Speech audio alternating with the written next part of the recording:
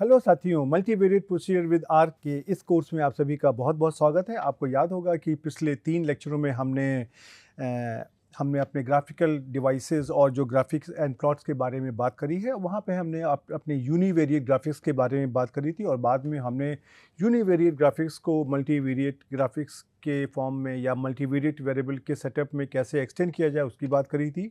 और साथ ही मैंने आपको बाईवेरिएट प्लॉट्स के बारे में भी बताया था। आज हम इसी डिस्कशन को आगे बढ़ाते हैं और आज हम यहाँ पे आपको 3 डायमेंशनल प्लॉट्स और उसके अलावा हमारे कुछ और प्लॉट्स होते हैं जो हमारे मल्टीवेरिएट सेटअप में बहुत काम होते हैं। जैसे हमारे स्टार प्लॉट्स होते हैं, कर्नौफ फेसेस होते हैं, जहाँ पे हम 2 से ज़्यादा वेरिएबल को भी एक साथ कंसीडर कर सकते हैं। उसके बारे में हम आज बात करेंगे। तो चलिए हम इस लेक्चर को आरंभ करते हैं और देखते हैं कि इन ग्राफिक्स को किन जगह पर इस्तेमाल किया जाएगा और इनके लिए हमारे आर कमांड क्या होते हैं। ओके, सो जो भी आपका 3 डायमेंशनल प्लॉट होता है, ये क्या होता है, वह एक हमारा 3 डायमेंशन में हमारा एक इस तरह का एक बॉक्स बनता है, राइट। तो अब उस बॉक्स को समझने के लिए हम एक काम कर सकते हैं कि हम सबसे पहले तो ये देखते हैं, एक छोटा सा डेटा सेट लेते हैं और उसमें एक छोटा सा डेटा सेट को ले करके हम उसका बॉक्स प्लॉट तैयार करने की कोशिश करते हैं और उसके द्वारा देखते हैं कि ये किस प्रकार से कार्य करता है।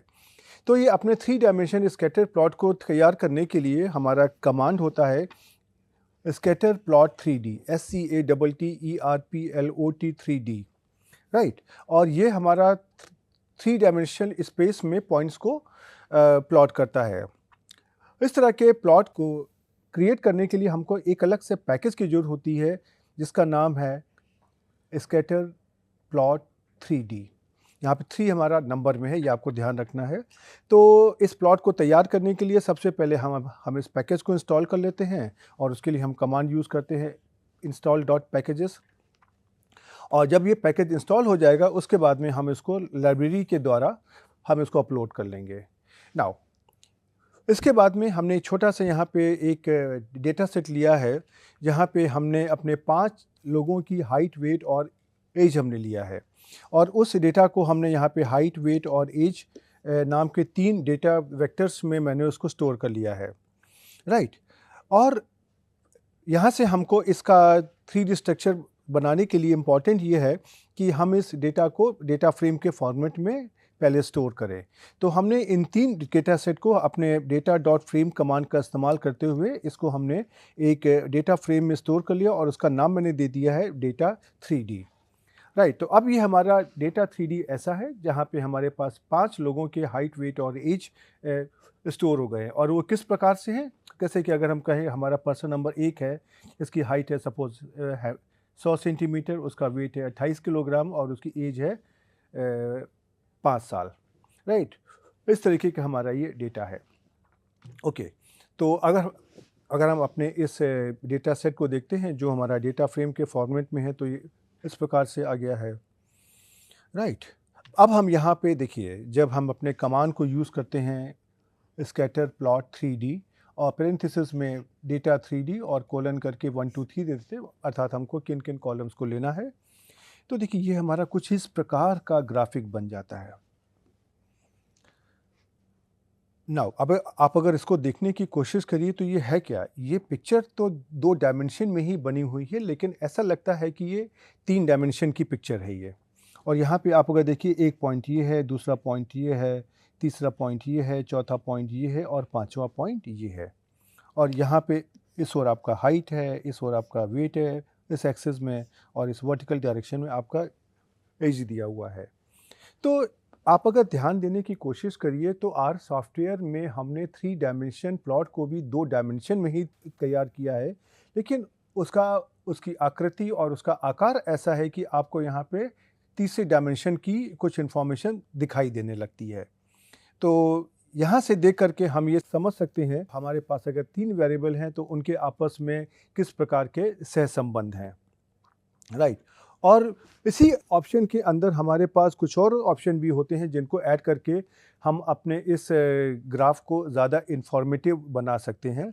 जैसे ये जो हमने फिगर ली है, इसकी अगर हमको डायरेक्शन को चेंज करना है रोटेट करना है उसको भी हम कर सकते हैं। जैसे इसके लिए हमको अपने सी कमांड में एंगल इक्वल टू जो भी हमको वैल्यू देनी हमको उसको ऐड करना है। जैसे उदाहरण के लिए मैंने यहाँ पे दिया हुआ है एंगल इक्वल टू 120, अर्थात ये जो हमारी पहले वाली फिगर है वह 120 डिग्री पर घूम जाएगी।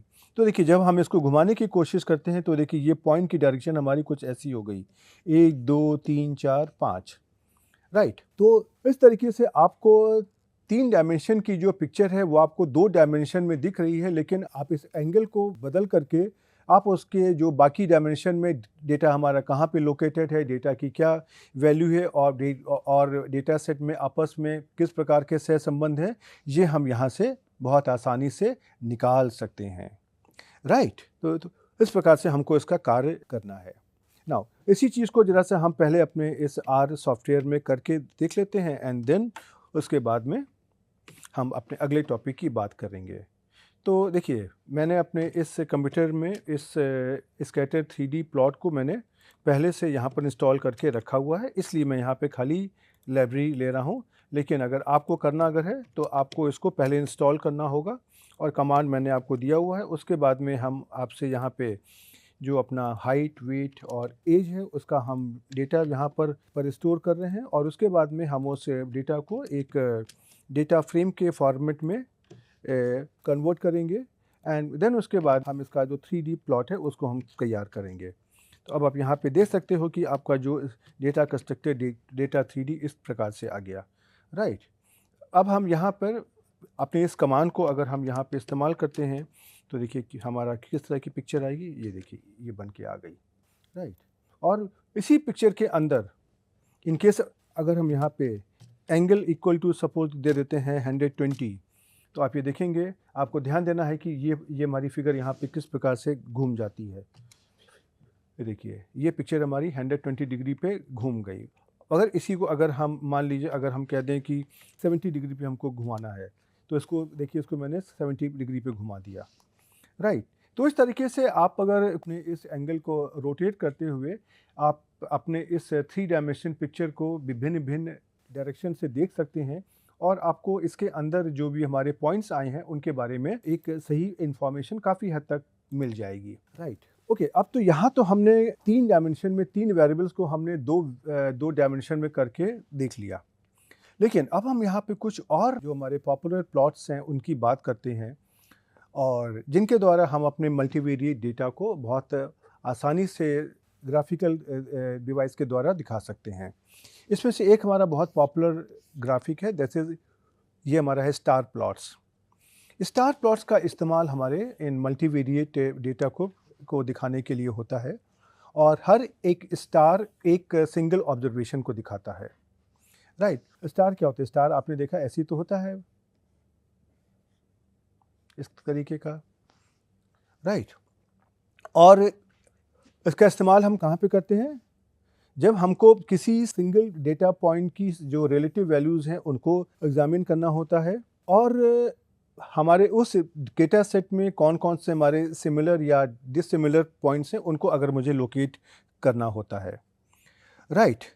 और स्टार प्लॉट्स को हम एक मल्टी फॉर्मेट के अंदर भी जनरेट कर सकते हैं, जहां पर एक से ज़्यादा स्टार्स हमारे एक साथ एक ही जगह पर तैयार हो जाएंगे और हर एक स्टार हमारा एक ऑब्जर्वेशन को दिखाएगा, राइट। और इस स्टार प्लॉट के अंदर हमारा एक रेडियस होता है, राइट। जो हमारा ये रेडियस क्या होता है, आपने जिस प्रकार से आपने ये देखी किसी साइकिल के पहिए में तीलियाँ होती हैं उनको हम स्पोक्स कहते हैं। तो ये जो हमारे स्टार प्लॉट का जो रेडियस होता है ये एक इक्वी एंगुलर स्पोक्स होते हैं और हर एक स्पोक हमारा किसी एक वेरिएबल को रिप्रेजेंट करता है, राइट। और हर एक स्पोक की जो डेटा वैल्यूज़ होती हैं उसको हम एक लाइन के द्वारा कनेक्ट कर देते हैं और ऐसा करने से हमको एक स्टार की जैसा दिखने वाला स्ट्रक्चर मिल जाता है जिसको हम स्टार प्लॉट कहते हैं। और इस स्टार प्लॉट में जो भी इस स्पाइक की या जो भी हमारे स्पोक की जो डेटा लेंथ होती है वो हमारे मैग्नीट्यूड के जो भी हमारा वेरिएबल है उसके मैग्नीट्यूड के प्रोपोर्शनल होती है।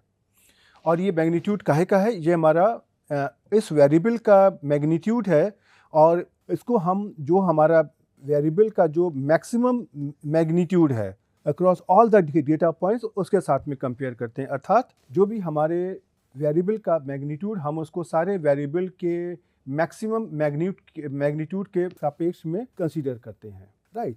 और इस स्टार्स को क्रिएट करने के लिए हमारे पास आर सॉफ्टवेयर में कमांड होता है जिसको हम बोलते हैं STARS स्टार्स। और स्टार्स के अंदर हमारे पास बहुत सारे ऑप्शंस होते हैं, जैसे ये जो एक्स हमारा है ये तो हमारा मैट्रिक्स डेटा फ्रेम होता है जिस फॉर्मेट में हम डेटा देखते हैं। उसके बाद में full, scale, radius, labels, location, X limit, Y limit इत्यादि करके बहुत सारे हमारे पास ऑप्शंस होते हैं जिनको आप स्वयं हेल्प मेन्यू में जा कर के देख सकते हैं। लेकिन हम यहाँ पर एक काम करते हैं, अपने इसी डेटा सेट में जो हमने अभी यहाँ पे 3 डायमेंशनल प्लॉट के लिए इस्तेमाल किया था, उसी डेटा सेट के लिए हम यहाँ पर जो स्टार प्लॉट को तैयार करने की कोशिश करते हैं। तो देखिए आपने यहाँ पे 5 लोगों का आपने ऑब्जर्वेशन लिया था हाइट, वेट और एज पर, और उसको आपने डेटा 3D के अंदर एक डेटा फ्रेम में स्टोर कर लिया था, और उस डेटा फ्रेम के ऊपर हम अपना स्टार्स कमांड को हम इस्तेमाल करेंगे। तो हमने यहाँ पे कमांड इस्तेमाल किया STARS स्टार्स और पैरेंथेसिस में डेटा 3D। आप देखेंगे यहाँ पर हमारे पास इस तरीके के देखिए 4 जो हमारे स्टार्स बन के आ गए, राइट। और हर एक स्टार हमारा क्या बोलते हैं, एक एक सेट ऑफ ऑब्जर्वेशन को यहाँ पर रिप्रेजेंट कर रहा है, हर एक डेटा पॉइंट को। उसी तरीके से अगर हम मान लीजिए यहाँ पर हम अपने 3 वेरिएबल की जगह अगर हम चौथा वेरिएबल भी ले लेते हैं, और सपोज चौथे वेरिएबल को हमने मान लिया इनकम, और उस इनकम को भी हमने अपने इसी डेटा सेट के अंदर यहाँ पर ऐड कर दिया, राइट। तो हमारे पास हाइट, वेट, एज और इनकम 4 हमारे पास वेरिएबल हो जाएंगे।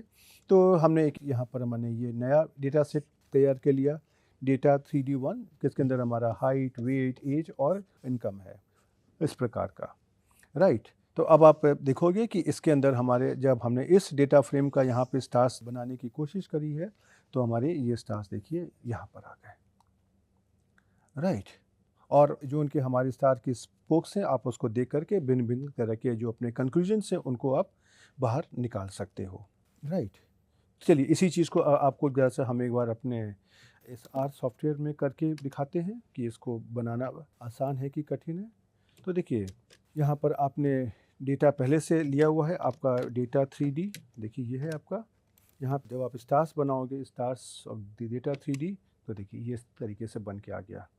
और इसी के अंदर अगर आपने एक अपना जो चौथा वेरिएबल है इनकम, उसको ऐड कर दिया, और उसके साथ में उसको आप पहले वाले डेटा फ्रेम के अंदर अपडेट कर दिया, तो आप देख सकते हैं कि ये आपका क्या हुआ। और इसी नए वाले डेटा फ्रेम पर अगर आपने अपने स्टार्स कमांड को अगर आपने लिख दिया, तो देखिए ये आपका नया यहाँ पे स्टार्स बन के आ गए, राइट। आप इसके अंदर डिफरेंट तरीके की कलर कोडिंग कर सकते हो, डिफरेंट तरह की इंफॉर्मेशन को आप लिख सकते हो, जिससे कि आपके ये जो स्टार्स हैं वो आपके ज़्यादा इंफॉर्मेटिव हो जाएंगे, राइट। ओके, अब इसके बाद हम आपको एक बहुत ही इंटरेस्टिंग ग्राफिक बताने वाले हैं। इस ग्राफिक के बारे में हम ज़रा सा पहले समझ लेते हैं क्या है। आपको जो इंसान का फेस पहचानना बहुत अच्छे से आता है।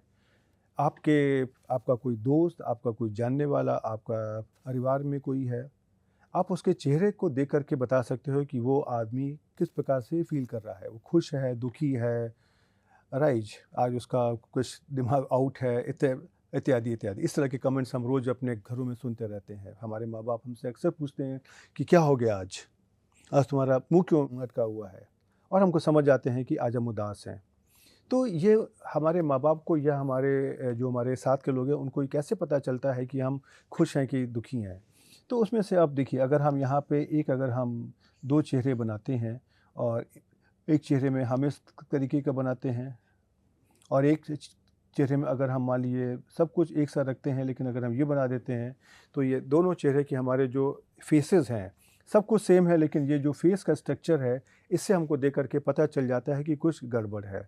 और उसी तरीके से अगर हम मान लीजिए हम अगर कुछ इस तरह की पिक्चर अगर हम बनाते अगर हैं, तो उसको देख के लगता है कि बहुत अजीब सा फेस बना के रखा हुआ है। तो उसी तरह से अगर हम मान लीजिए कि इसके अंदर अगर हम अपने कुछ और भी कान बना दें या इस तरह की चीज़ें बना दें, तो हमारी आँखों की, नाक की, मुँह की, कान की इत्यादि की जो का जो स्ट्रक्चर है, उसको जब हम एक पिक्टोरियल फॉर्म में करते हैं तो उससे मुझे उस इंसान के हमारे पास भिन्न भिन्न तरीके की जो वेरिएबल्स हैं उसकी इंफॉर्मेशन एक साथ मिल जाती है और साथ ही मुझे उनका एक जॉइंट जो भी इफेक्ट है वो भी दिखाई पड़ जाता है कि वो आदमी खुश है कि दुखी है या किस प्रकार का फील कर रहा है। तो इसी इंफॉर्मेशन का इस्तेमाल करते हुए ये करनॉफ फेसेस ईजाद किए गए और उसमें हमारे एक स्टैटिस्टिशियन है प्रोफेसर हरमन करनॉफ। इन्होंने प्रपोज किया कि ये जो हमारे कार्टून लाइक फेसेस होते हैं, कार्टून की तरह से दिखने वाले हमारे फेसेस होते हैं, वो हमारे किसी ऑब्जर्वेशन के किसी मल्टीवेरिएट ऑब्जर्वेशन जो हमारे के डायमेंशन में है उसको एक साथ यहाँ पर दिखा सकता है। और इसके पीछे कारण यही था क्योंकि हमको अपने इंसान के दिमाग पर भरोसा है कि वो हमारे जो इंसानों की शक्ल पर हमारे भिन्न भिन्न तरीके के एक्सप्रेशंस आते हैं उनको देख करके अलग अलग तरीके के जो भी इंफॉर्मेशन को बाहर वो निकाल सकता है। तो इसके बारे में सोचा गया कि इस इंफॉर्मेशन को क्यों ना यूज़ किया जाए और हमारे मल्टीवेरिएट डेटा के अंदर जो भी छुपी हुई इंफॉर्मेशन होती है उसको कार्टून फेसेस के द्वारा हम उसको स्टैटिस्टिकली विजुलाइज करने की कोशिश क्यों नहीं करते हैं। राइट। अब यहाँ पे क्या किया गया कि जो भी हमारे चेहरे के हमारे डिफरेंट तरीके के फीचर्स होते हैं, लाइक एज आँखें होती हैं, नाक होता है, आईब्रो होती है, उनको हम भिन्न भिन्न तरीके के जो हमारे वेरिएबल्स हैं उनके साथ में एसोशिएट कर सकते हैं और उनका जो हमारी आइज़ हैं, नोज़ हैं, आईब्रोज़ हैं इत्यादि हैं, उनका साइज़, ओरिएंटेशन, उनका शेप, रंग, प्लेसमेंट इत्यादि, ये हमारे जो भी एक सिंगल ऑब्जर्वेशन के कई सारे एट्रीब्यूट्स होते हैं उनको बहुत अच्छे से रिप्रेजेंट कर सकते हैं। राइट। और इसके अंदर जो ईश्वर ने इंसान को एक कैपेबिलिटी दी है कि वो भिन्न भिन्न तरह के चेहरों को अलग अलग तरीके से पहचान करके दो चेहरों के बीच में जो सिमिलरिटीज़ या डिससिमिलरिटीज़ हैं कि वो मिलते जुलते हैं कि मिलते जुलते नहीं हैं, दोनों को का वो जजमेंट कर सकता है। राइट। इसी कैपेबिलिटी को यूज़ करते हुए ये करनॉफ फेसेस को तैयार किया गया। राइट। उसके अलावा ये जो करनॉफ फेसेस के अंदर एक बहुत अच्छी बात होती है कि ये हमारे बहुत सारे वेरिएबल्स की सेंसिटिविटी आपस में जो भी होती है उसको वो जज कर सकते हैं, वेरिएबल्स को बहुत अच्छे से और आसानी से जल्दी पहचान सकते हैं कि उसके जो हमारे भिन्न भिन्न वेरिएबल्स हैं उनके अंदर क्या हो रहा है और अगर किसी तरह का कोई अगर लॉन्गिट्यूडनल ट्रेंड अगर है तो उसको वो दे करके बता सकते हैं। जैसे कि अगर हम कह दें कि हमारे पास ये 4 डेटा पॉइंट हैं, चारों की मैंने आप अगर ध्यान दें, मैंने खाली आँख को बिल्कुल एक सा रखा हुआ है, चारों की जो नाक बनाई है उसको भी मैंने एक सा रखा हुआ है। लेकिन अगर हम कहते हैं पहला डेटा सेट में हमारा मुँह इस तरीके से आ रहा है, सेकंड डेटा सेट में मुँह हमारा इस तरीके से हो गया, थर्ड डेटा सेट में मुँह हमारा इस तरीके से हो गया और फोर्थ डेटा सेट में मुँह हमारा इस तरीके से हो गया। तो इसमें से क्या दिखाई पड़ रहा है कि जिस प्रकार से पिक्चर नंबर 1, 2, 3, 4 में धीरे धीरे इंसान खुश होता जा रहा है, इसका मतलब ऐसा हो सकता है कि धीमे धीमे 1 से 4 तक आते आते हमारे डेटा की जो क्वालिटी है वो बेहतर होती जा रही है और हमको भिन्न भिन्न तरीके की इंफॉर्मेशन जो मिल रही हैं वो पहले ऑब्जर्वेशन से चौथे ऑब्जर्वेशन तक बदलती जा रही हैं।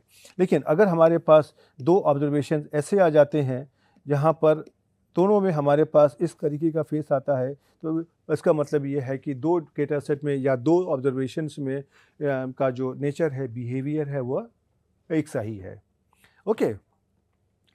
अब जब भी हम अपने इस करनॉफ फेसेस को हम आर सॉफ्टवेयर में इम्प्लीमेंट करते हैं देन उसके लिए बहुत इम्पॉर्टेंट है कि हमारा जो डेटा है वो हमारा नॉर्मलाइज होना चाहिए। राइट। और नॉर्मलाइजेशन का मतलब ये होता है कि हम इसको आगे आने वाले लेक्चर में हम कवर भी करेंगे कि हम डेटा को यूनिट फ्री बनाने की कोशिश करते हैं और डेटा को यूनिट फ्री बनाने के लिए हमारे पास कई सारे जो स्टैटिस्टिकल मेथड होते हैं। जैसे एक तो हमारा होता है कि ऑब्जर्वेशन से मैंने मीन को घटा दिया और उसको स्टैंडर्ड डेविएशन से मैंने उसको डिवाइड कर दिया। राइट। तो इसका भी हमारी इसकी सांख्यिकी की प्रॉपर्टीज होती हैं वो आपस में सेटिस्फाई होने लगती हैं। राइट। और लेकिन ये कहना कि जब हम डेटा को नॉर्मलाइज कर देते हैं या स्केल कर देते हैं उसके बाद में डेटा का हमारा जो इंटरनल स्ट्रक्चर है, बिहेवियर है, सेम रहता है, ये कहना थोड़ा सा कॉम्प्लिकेटेड काम है। और ख़ास तौर पे जब हमारे पास भिन्न-भिन्न तरीके के डेटा सेट हैं, कोई हमारा हाइट पे है, कोई हमारा वेट पे है, कोई हमारा एग्रीकल्चरल की यील्ड है, तो कोई हमारा ब्लड प्रेशर है, इत्यादि, इत्यादि। तो उस केसेस में इनका इंटरप्रिटेशन कभी-कभी डिफरेंट हो जाता है और जो नॉर्मलाइजेशन भी थोड़ा-थोड़ा कठिन हो जाता है कि कैसे मुझे सही इन्फॉर्मेशन मिल सके। लेकिन फिर भी ट्रेन-ऑफ केसेस में जब भी आप अपने डेटा का इनपुट देंगे, वह आपको उसको नॉर्मलाइज़ करना पड़ेगा, राइट? ओके, अब हम आपको ये बताते हैं कि टेनॉफ फेसेस को अगर आपको अपने इस आर सॉफ्टवेयर में तैयार करना है तो कैसे किया जाए।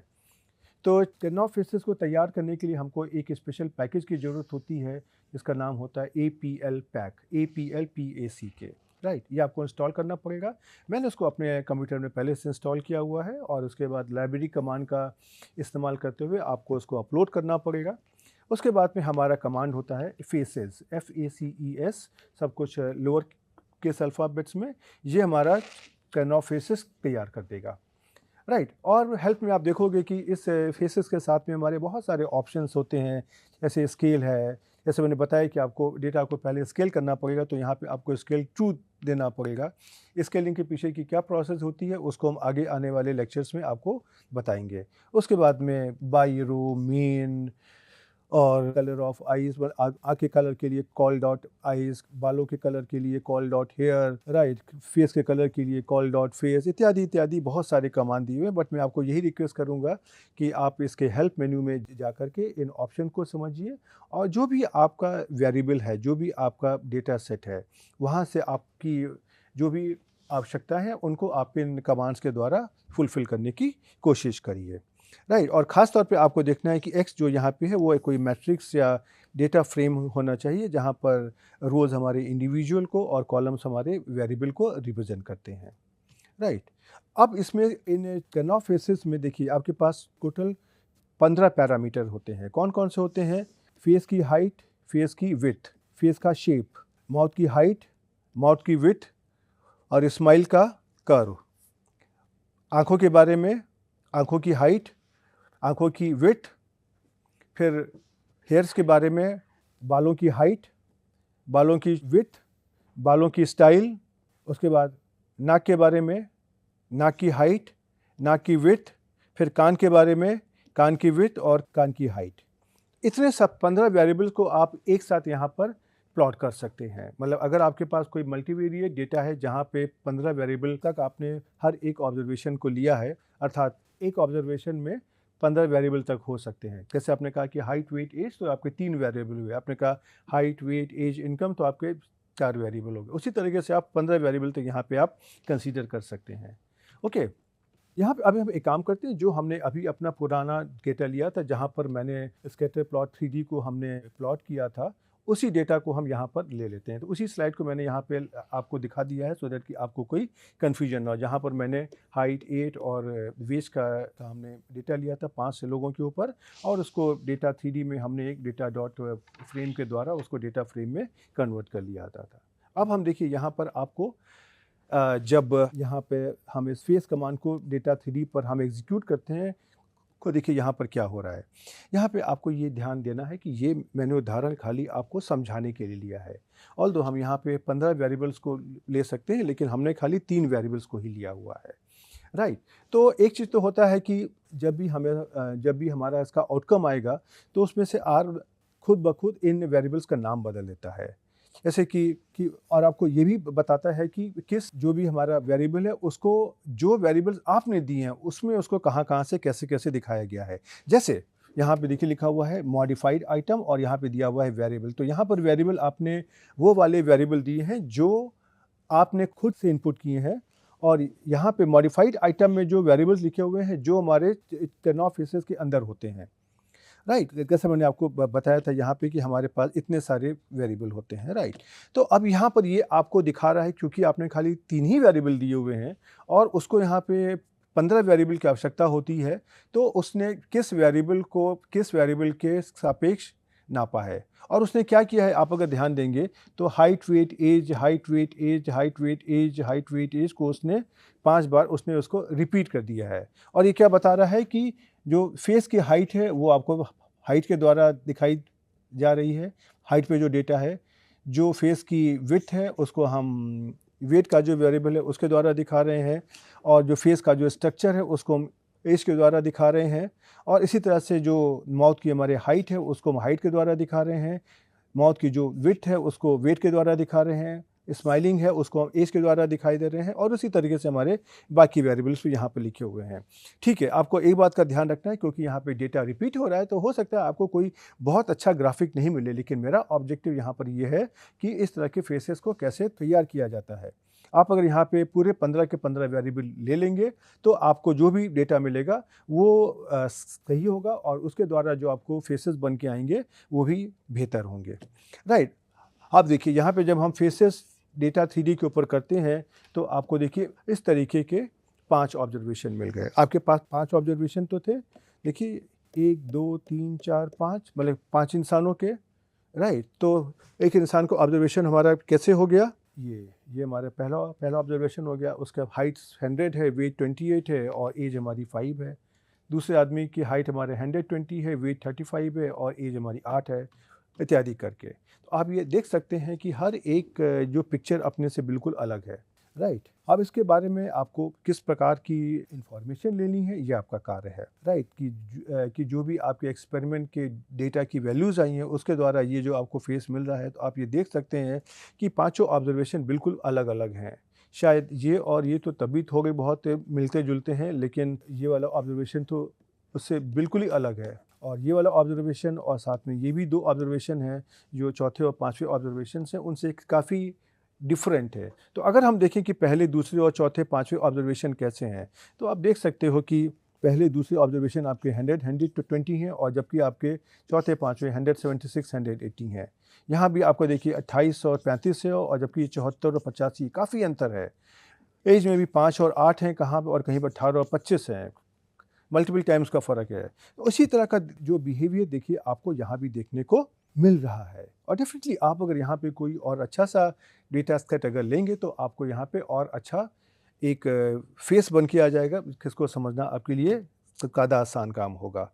राइट, उसी तरीके से हमारे पास इस आर सॉफ्टवेयर में और भी बहुत सारे जो ग्राफिक प्लॉट्स अवेलेबल होते हैं, जो हमारे कंटूर डायग्राम है, डॉट चार्ट है, इमेज है, मोज़ेक प्लॉट है, पर्सपेक्टिव प्लॉट है, इत्यादि इत्यादि। राइट, तो चलिए अब हम एक काम करते हैं, ज़रा सा इस जो हमने अपने फेसेस यहाँ तैयार किए हैं डेटा 3D पर, हम उसको ज़रा से यहाँ पर प्लॉट करने की कोशिश करते हैं। राइट, सबसे पहले तो हमको अपने इस लाइब्रेरी को पहले अपलोड करना होगा। राइट,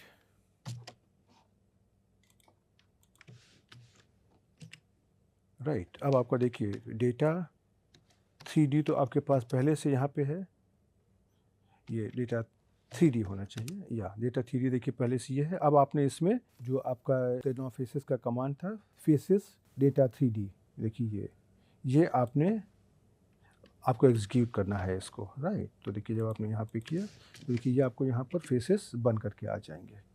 राइट, और इसी में से अगर आप अपना ये जो आपका पहले वाला एक और डेटा सेट जो आपने इनकम को ऐड करके लिया हुआ था, यहाँ पे आप अगर देखिए ये जो था आपका डेटा 3D1, ये अगर आप यहाँ पर लेते हो तो देखिए क्या होगा। देखिए यहाँ तो इसने आपको ये सब बता दिया है कि किस वेरिएबल का जो करस्पॉन्डेंट कहाँ से हो रहा है, लेकिन अगर आप अपने डेटा 3D1 को आप अगर करते अगर हैं तो देखिए यहाँ पे हाइट, वेट, एज, इनकम ये हो गया। अगर आप यहाँ पे अगर आप फेस 3D1 अगर करते अगर हैं तो देखिए ये आपका देखिए फेस बदल जाएगा, देखिए फेस का स्ट्रक्चर बदल गया। राइट, और जबकि आप अगर पहले वाला देखेंगे कि आपका जो फेस डेटा 3D, आप अगर यहाँ पे इसमें यहाँ पर हमारे फेसेस हैं, आप उसको अगर देखने की कोशिश करिए तो आपको समझ में आ जाएगा कि क्या अंतर है। अब हम जो अपने 3 वेरिएबल्स को ले रहे हैं, ये देखिए अब हम अपने यहाँ पे फिर से हम 4 वेरिएबल को ले रहे हैं।